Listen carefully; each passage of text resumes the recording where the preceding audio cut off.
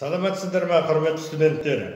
Бүгінгі сабақта бізде зертханалық іс пәні бойынша өтетін тақырып сүт зерттейтін құрылғы. Біріншіден, зертханалық құралдардың бәрі мемлекеттік реестрінде тіркелу және сертификацияландыру керек.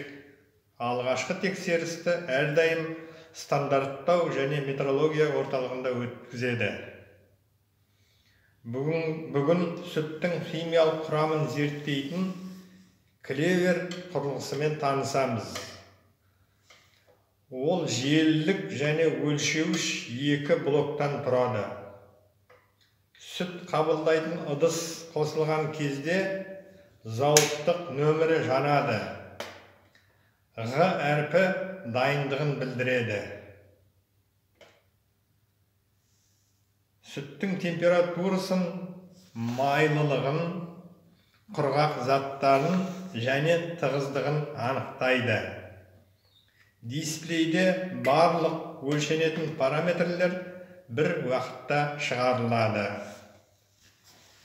Зерттеу аяқталған соң құрылғыны өшіреміз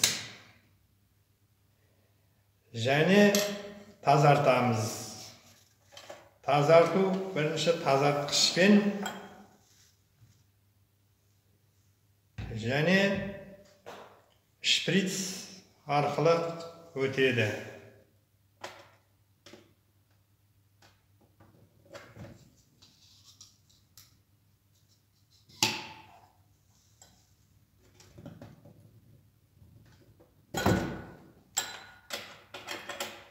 Осымен сабағымыз аяқталды.